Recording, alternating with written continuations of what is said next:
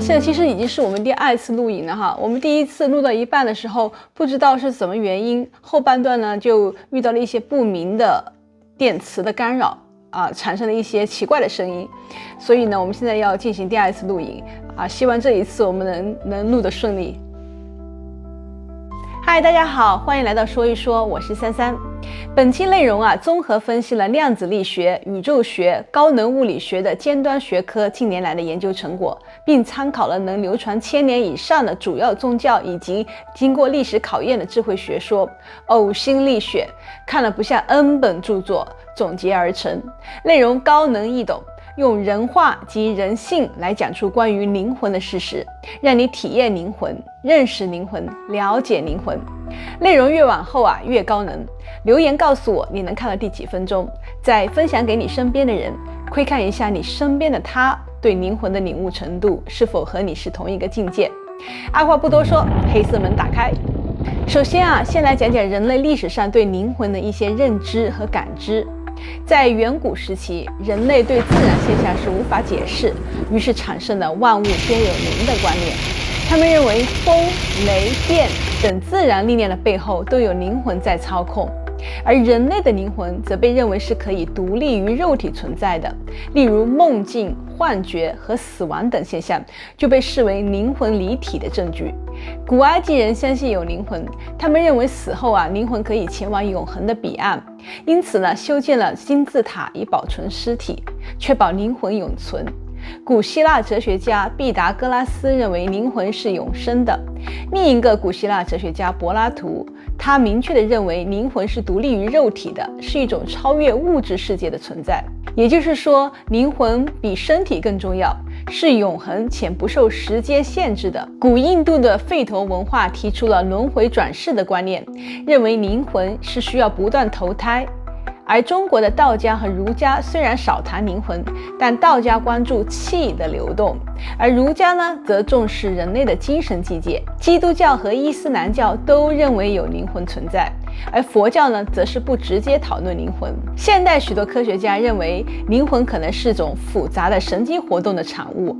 一些物理学家认为意识或者是灵魂可能是与量子力学有关。那么灵魂到底是什么东西呢？灵魂是由灵子组成的，在宇宙中，灵遍布于整个宇宙空间之中，是一种以琉璃影子的状态存在的，彼此分开而没有系统，是一种于宇宙大爆炸时出现的一种灰物质。它和目前人类所知道的一定存在的黑物质一样，都是宇宙的组成部分。黑物质占据了宇宙空间的85%左右，是宇宙中一种神秘而看不见的物质。虽然我们无法直接观察到黑暗物质，但科学家们通过它对宇宙其他物体的吸引力推测到它的存在。同样，灰物质不像普通的物质那样会发光或者是吸收光线，因此我们无法通过光学或者是其他方式看到它。琉璃影子的灵魂处于灵的状态，只是一种宇宙中的灰物质，一种灰能量，以各不联系的状态在宇宙中流动。它的流动不受长、宽、高及时间的限制，从 A 点到 B 点瞬间转移，无论多远多近，时间的过去还是将来，灵是来回穿梭，不和任何物质产生互动，也没有形态能给到任何生物所感知。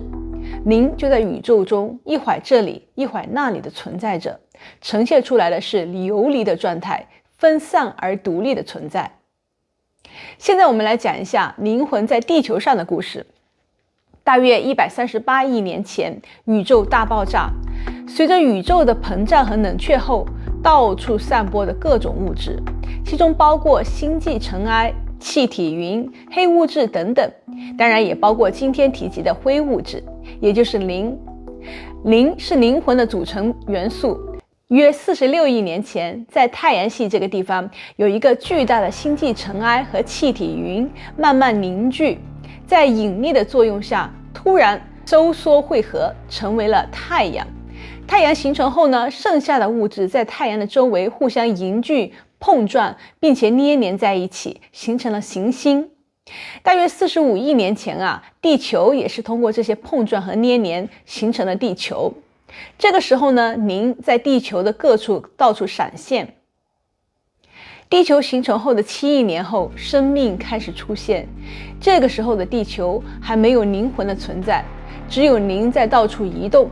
时间又过了39亿年，地球才出现了人类。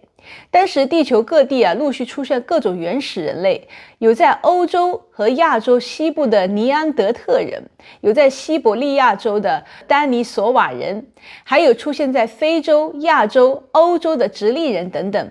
这个时候原始人类的大脑发育的不同程度的发展，逐渐有了不同程度的灵气。灵气呢，就如宇宙中的引力一样，能吸引物质向其中心凝聚。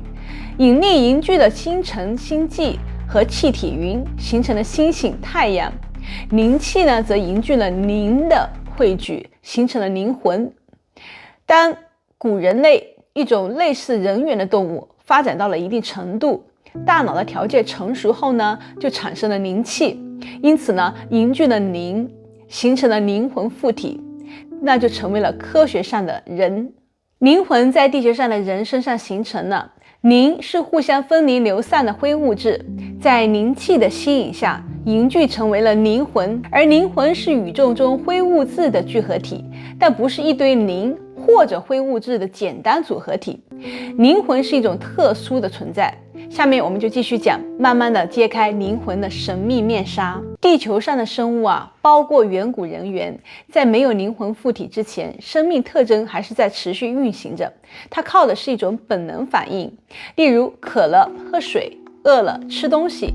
动物在遇到危险的时候会本能的逃跑等等。这些呢都是自动发生的本能反应，与生俱来，不需要学习或者是经验获取，不需要思考。例如婴儿一出生就会吸奶，小鸟呢本能的都会筑巢，许多动物在冬季会本能的寻找食物来储备，以度过寒冷的季节。我们身上的灵魂为我们能今天还生存在地球上做出了巨大的贡献，没有我们身上的灵魂，就没有我们人类的今天。智人，也就是今天地球上的我们，是地球上唯一存续的人类物种。在人类进化的漫长历程中，智人先是和其他人类物种共存，后来逐渐取代了、融合了其他古人类。在这个智人独霸地球的过程中，依附在智人身上的灵魂起到了关键作用。因为灵魂是相对于肉体的存在，有着能够跳出本身思考模式的能力。依附在智人身体的灵魂呢，通过学习及接受外界的影响，发展出了一种其他同时代的古人类灵魂没有的能力。智人的灵魂呢，是以第三者的角度理解和感受他人情感、想法和经历。它不仅仅是同情，而是能够站在他人的角度体验别人的情感和感受。例如，当他人感到悲伤时，其他灵魂也会感到难过；当他人的身体受伤了，智人的灵魂也会能感到痛。智人灵魂这种能跳出原有框框和感受他人的能力，能够以第三者的眼光审视自己，平衡内外利益、矛盾冲突，便使到智人能够彼此相处得更融洽、更加团结、更有团队精神。智人具备了高度的适应能力，能够在恶劣的环境中生存和繁衍。智人的灵魂间的互相了解和对彼此的体谅沟通能力，丰富了智人的文化艺术表达，增强了智人的凝聚力。这种特殊的能力促进了智人有效沟通和互相合作，形成了强大的社会结构和组织，最终打败了丹尼索瓦人、直立人，甚至打败了具有强壮体格、能制造复杂工具的尼安德特人。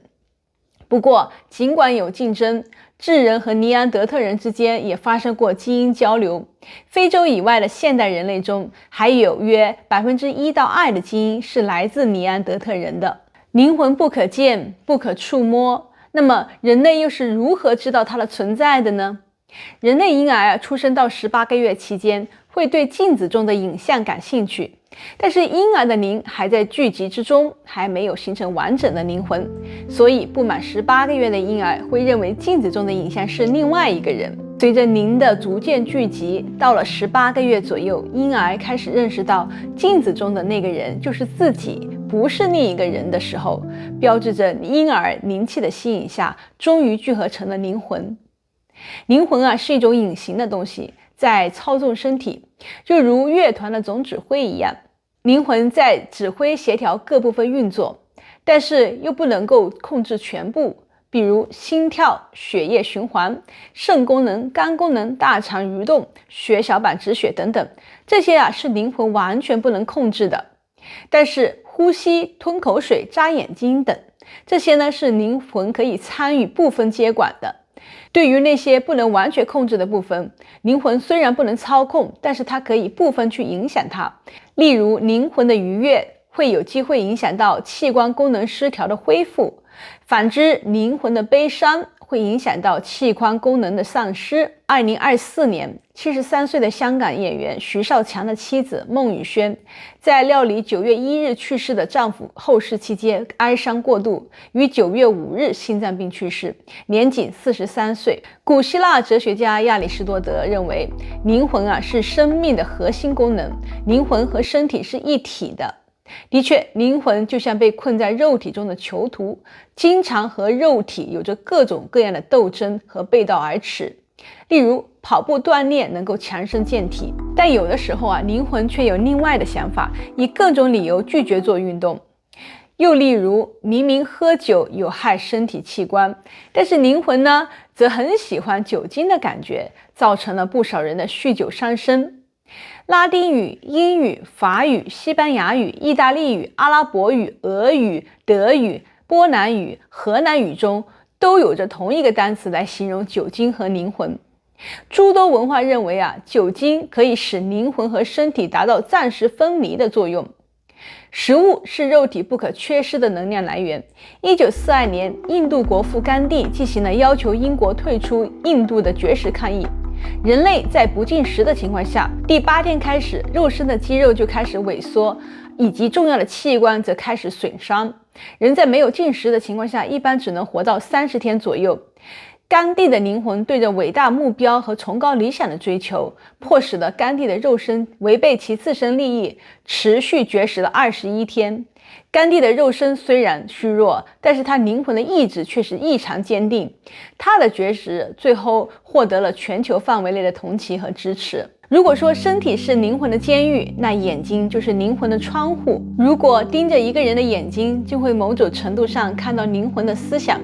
西方文化中，眼神交流在社交互动中扮演着重要的角色，可以增进理解和建立联系。人活着的时候啊，灵魂和身体是一体的，但是在一些情形中，人类有灵魂出窍、灵魂离开肉身的感觉。1988年，英国哲学家艾耶在进食时，因为吞咽了一块熏鱼而丧失了意识，心脏停止了4分钟，后来被医生成功抢救回来。事后，他在文章中《我死后看到的东西》中提到，他看见了光的隧道，并看到了自己的灵魂浮在空中。美国二战王牌飞行员查尔斯·艾伍德曾在一次离心力训练中，当离心机高速旋转时，他感觉到自己的灵魂从身体里脱离起来，漂浮在空中。在澳大利亚，土著人至今坚信梦境是灵魂探索世界的表现。另外，还有一种感受与灵魂离开身体的方式接近，那就是冥想。许多人在冥想的过程中感受到了灵魂和身体的分离。苹果公司市值超过3万亿元，是全球市值最高的上市公司。苹果的创始人史蒂夫·乔布什就是一个冥想的忠实粉丝，他曾经亲自去印度学习冥想。他鼓励自己的员工和团队进行冥想，创造了一个极具创造性的工作环境。好了，今天我们就探索到这里。关于更多的灵魂问题，例如人死后灵魂何去何从？灵魂是否会有转世？有孤魂野鬼吗？死后的亲人的灵魂会不会再出现？等等话题，